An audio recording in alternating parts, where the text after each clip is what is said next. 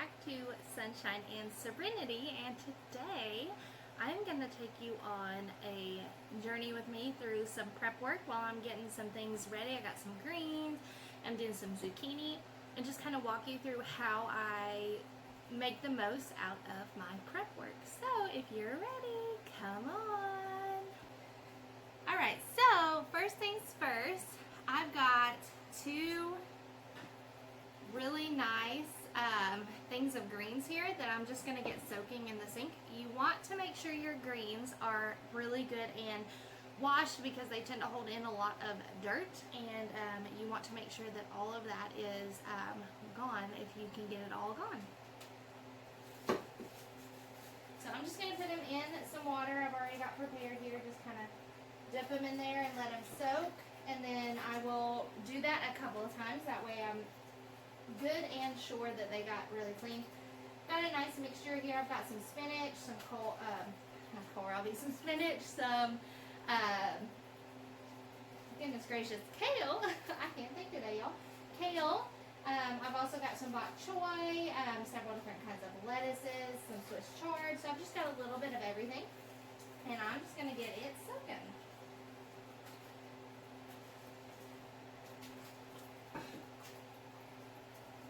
Look at that. I just picked those today. I swear, I feel like I keep picking greens, and as fast as I pick them, they're more right there as fast as I get them picked. Aren't they beautiful? Look at my red Russian kale. So pretty. And I've also got a nice thing of collards that I picked today that I'm going to cook down for dinner tonight. Really excited about that.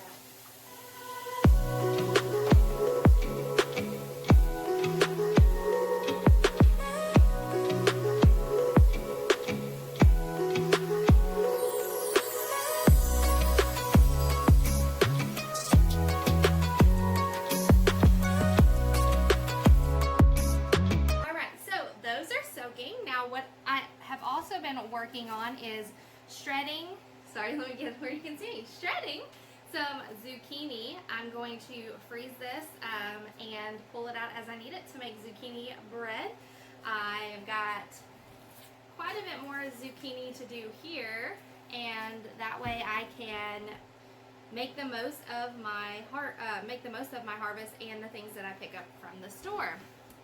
So, quick few tips when you're doing prep work. So what you want to do is, while you're already in the kitchen, right, you want to make the most of your work and your time there, right? So what I do is I go ahead and do like bulk. I do everything that I need to. So like if I'm browning hamburger meat, which I'm going to do in a little bit, I will brown it and cook it and freeze it in batches so that it's ready, quick pull out from the freezer. All I have to do is add my stuff for a really quick weeknight meal. Another tip is so like things that I didn't get a lot of from my garden, I will get through either farmers markets, or I will get through friends and family or anything like that. But also, my local Kroger has produce, and they mark it down to 99 cents if it's getting really close to going bad. So what I do is I will buy those up and I will freeze them. I do that with mushrooms. I will flash freeze and then put them in bags so I can pull them out as I need them. Or like this zucchini, I'm going to go ahead and shred up and have ready on hand to make the zucchini bread and freeze it. So you're making the most of the produce that you do have before it goes bad. So if you think that you've got something in there that you want to use, but you're not sure that you can use it before it goes bad, you can always freeze it. Broccoli, carrots, cauliflower, zucchini, squash, all that stuff can be frozen. So what I do is, when I tend to be prepping veggies, I tend to just do it all at once, and that way it's done and I don't have to worry about it. So that is a tip. Get as much as you can done at once while you're doing it. So I've got greens soaking back here. I'm shredding zucchini. Over here I've got some pear sauce heating up that I'm going to can. And then I've also got the pan, or my skillet, ready that I'm going to brown some hamburger meat. So we're going to do it all at the same time while I'm already in the kitchen, and then that cuts down on prep work. I just have to have one day and I can do it. I'm going to roast a pumpkin today so that I can go ahead and puree it and freeze it. And I'm just going to get all of my prep work done while I'm already in the kitchen, because then that cuts down on the amount of days that you have to be in the kitchen prep working. So if you can get as much done at one time as you can, that is ideal. So we're going to get going. So let's shred some zucchini.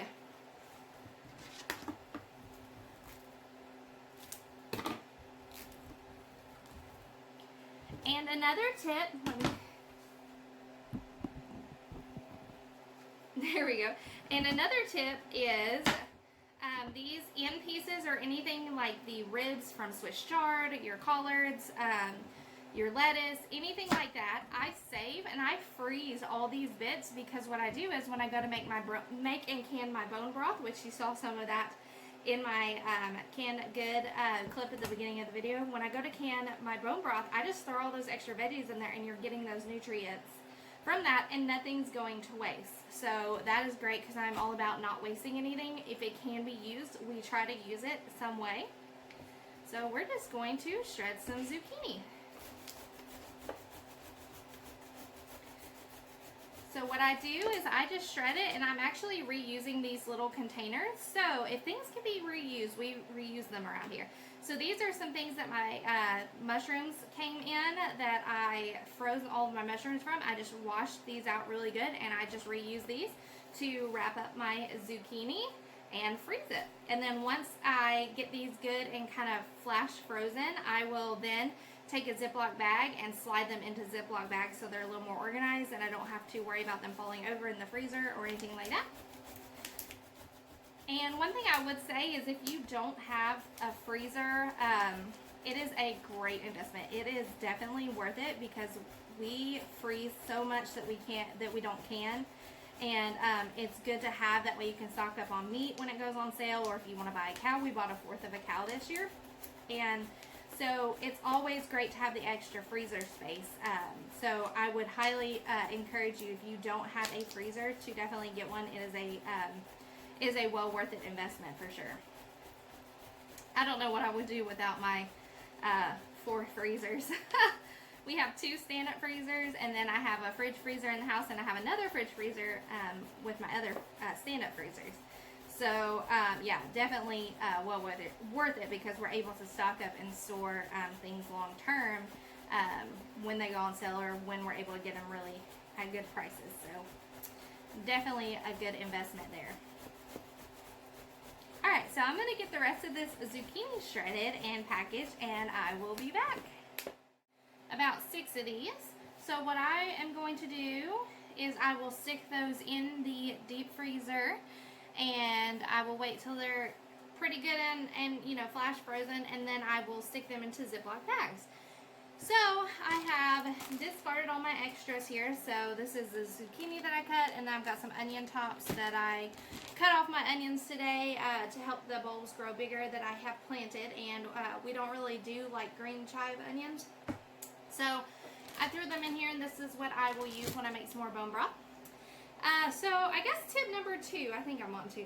If not, that's okay. So tip number 2 would be, I would encourage you to, when you are in the kitchen making things, that you make enough to do like double. So what I mean by that is, when I'm in the kitchen making bread, or for instance the other night we did Mexican food night, or we did like tacos, and I made homemade tortillas. Well, instead of just making the one batch of tortillas, which would have been enough for us to eat, and we probably would have had a couple of left over, I went ahead and I made double that. So I doubled that, because I'm in here doing it anyway. So if I can double that, and then we have tortillas to put up and freeze, then we have tortillas for another night that I can just pull out, thaw, and they're done, versus me having to make tortillas again every time we want to do tacos. So same thing goes with bread. When I'm making my own bread, I will always double and split it into 2 loaves.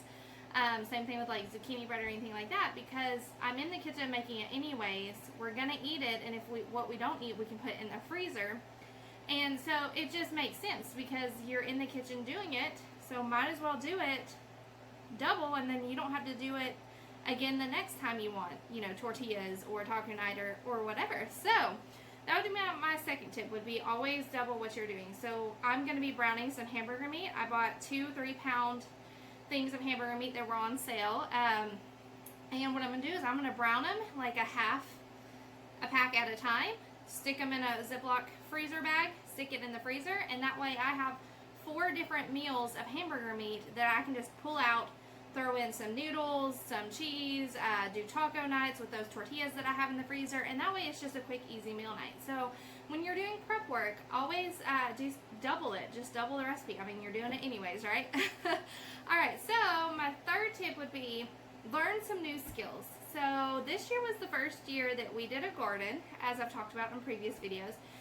But I've also been taking the time to learn different skills. So I learned how to do my own bread and my own tortillas, and how to make my own butter, and just lots of different skills like that that are useful in the kitchen. Now, I may not always make my own bread. Sometimes I do buy it from the store, but you know, skills like that are really useful to have because we've seen already this year how things can get really hard really quick, right? So in the case of emergencies, you having those skills stashed back will be really useful if we ever got to a point where you had to use those skills in order to have those things that you want if you're not able to get them from a store. So I would say learn how to do some skills. Go on other YouTube videos and watch other people's videos. I actually have a video out on how to make bread and butter. So those are on my channel, so if you want to check them out, I've got a couple of videos on that if you want to learn some of those skills. But yeah, just learn some new skills. Learn how to make your own laundry detergent. We learned how to do that this year. Learn how to make your own soap, make your own candles. Like, learn these skills that are going to be really valuable, not only to help you save money, right? And not only are, you know, homemade breads and things better for you than what they put in the store, but you have those skills stashed back to where if things got really, you know, crazy, or you had an emergency or something, you know how to do that. And that's not only saving you money, but it's also, you know, helping you out if things ever got really bad, right? So pick up some new skills, learn, research. Even if you are not into gardening, if that's not your thing, that's fine. Learn some other skills, some other things that you're interested in, and that way you have those skills stashed back for, you know, a later time. I don't even know what I'm on, 4th, I think, tip would be that if you're shopping, buy in bulk when things are really low priced. So before I started gardening and doing all of that, I actually was a couponer and a thrift shopper for ever since I can remember. That's how I grew up. My mom was a single mom, a single parent. We did what we had to do to make ends meet and to, you know, just be really thrifty about what resources we had and how we got them.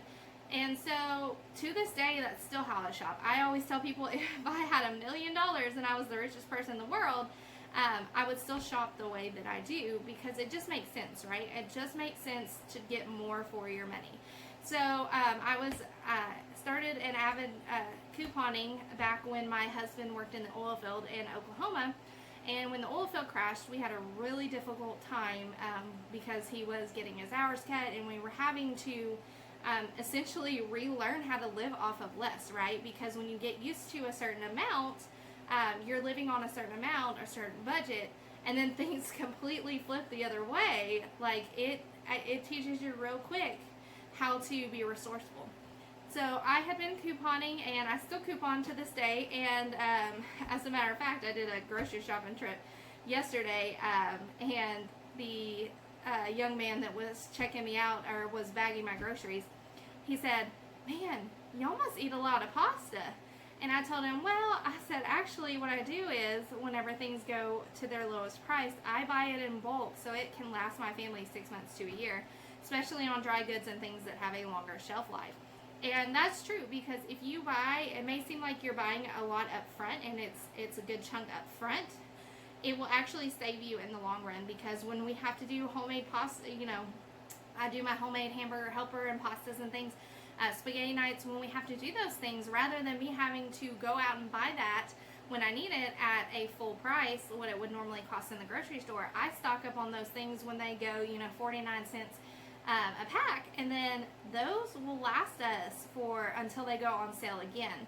So that's a good tip, and money wise, just saving you money whenever you shop. When things go on clearance or you find really good deals, buy in bulk and stock up on those things. Same thing for clearance. When you see clearance meat, snatch that up, stick it in the freezer, you've got a meal for another night. So that would be another tip that I would give you. Alright, so the next thing I'm prepping, since I'm in the kitchen, and I did want to mention, when I said earlier that when you're in the kitchen to go ahead and do all your prep work while you're already in the kitchen, you can do it one thing at a time. That's actually how I better manage things. So rather than me having this going on and this going on, and having to check this and check that, I do one thing at a time. So I finished all of my zucchini. Now what I'm going to do is I'm going to make my own, get everything ready to make my own apple cider, not apple cider, pear vinegar. So another useful skill that's really easy is to make your own fruit vinegar. So I have learned how to do that. I actually have some lemon and some orange and some apple vinegars going in there fermenting, but I had these peels left over from the pears that I did for pear sauce, which I have on the stove thickening up and simmering down so I can can that. I saved all my peels, and you can do this with apples, you can do this with oranges, pretty much any fruit you can do this with. And so rather than the peels just going in the trash going to waste, I make my own fruit vinegars. And then I can use those fruit vinegars to clean with. You can use them for facial toners. You can use them as hair rinses. There are so many different uses for your own your own fruit vinegar. These are red pears, so that's why I keep saying apples, because they look like apple peels. But they're pear. So it's a really good thing to have. Now you cannot can with your homemade vinegars. You do still have to use the store-bought apple cider vinegar for that, but you can use your homemade vinegars for all kinds of other things. So that's what I do. I just make it as I get peels and put it back, and it shelf life is pretty much will never go bad. So you will always have, if you need an all-natural cleaner, or like I said, a hair rinse, it's really good for your skin. Just all kinds of benefits from your own fruit and cider vinegars. You can put floral scents in it if you want like a floral scent for your hair. You can do like rose petals and flowers and herbs and all kinds of things for your vinegar. So that is the next thing I'm going to be working on. So let's get started.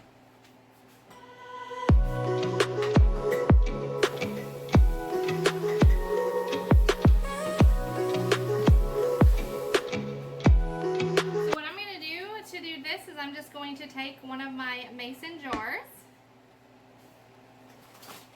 and I'm going to put some sugar in it. Now you do have to have just regular sugar. You can't use like a sweetener or anything like that, because the sugar is what actually helps react to form the vinegar that you need. So I will put like a half a cup of sugar in there, and then I will stick my peels down in there, and then I will fill it with water and leave about an inch of headspace.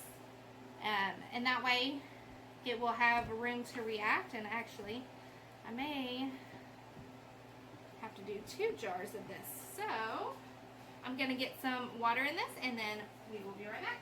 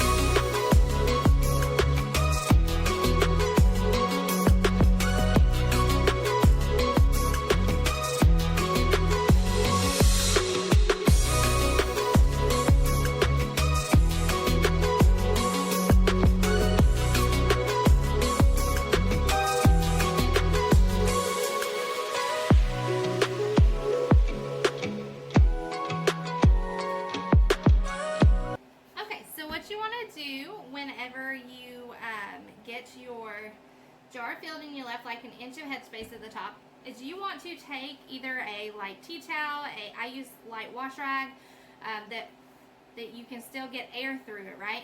Air can still move through it. And you can use coffee filters. That's actually what I usually use if I have them, but I actually ran out when I was doing my last parts of homemade vinegar. But you want to just cover the top like this, and you want to use a rubber band. Whoop.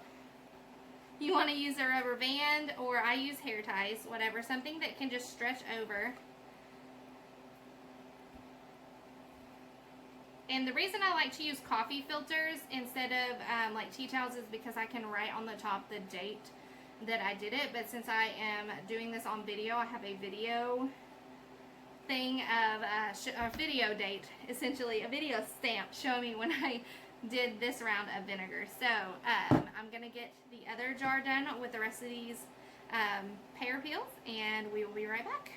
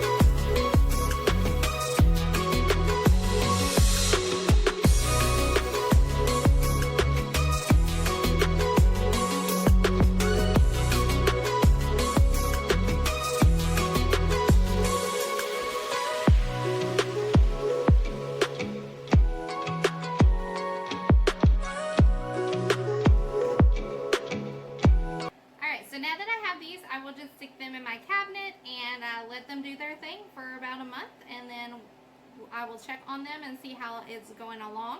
After you put them in your cabinet, you can check on them, and it should start to fizzle. You should just start to see bubbles and kind of like a chemical thing happen in here. That is what you want, and that usually happens about 3 to 4 days after you start it. And that is what you want. That means that everything is doing what it's supposed to do to turn it into vinegar. So I'm going to put these in my cabinet, and we'll be right back. Another tip that I would give you guys is, as you're doing your prep work, clean your area, clean dishes that you use as you go. It will just make things a lot less stressful for you when you're done, if you don't have a whole big sink full of dishes, or you don't have more dishes to add to the dishes that you already had.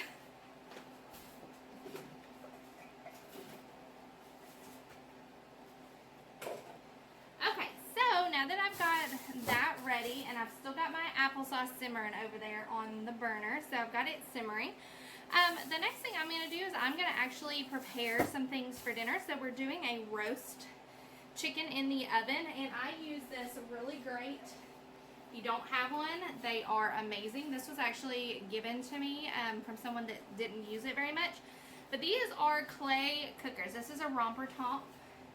Probably saying that wrong because I think it's German, but these are amazing. Like, these things are so great, and they you soak them in water for about 15 to 20 minutes, and then that retains the moisture, and you just stick them in, put them in your oven, let it come to temperature with your oven, and you can do a roast chicken, and it is amazing. I just throw my vegetables and everything in here and do a roast chicken. So we're doing a roast chicken, so I'm going to use some carrots that I had, and I'm also going to cut up some potatoes and some radishes. So we're going to do that for dinner. But I just wanted to kind of take you with me on a little bit of my prep journey and give you guys some really good tips on things that you guys can implement even if you don't garden and you're not into that. So when you're doing prep work, always make sure you try to do as much of it on the same day as you can, because that'll be less stressful. You won't have to spend multiple days in the kitchen, especially if you don't enjoy being in the kitchen, right? I enjoy being in the kitchen. That's just something that I enjoy doing. But if you're not like me and you don't like that, it just cuts down and it makes it to where it's less stressful on you, and you're able to better enjoy it when you are in the kitchen versus feeling like it's a chore that you have to do every day.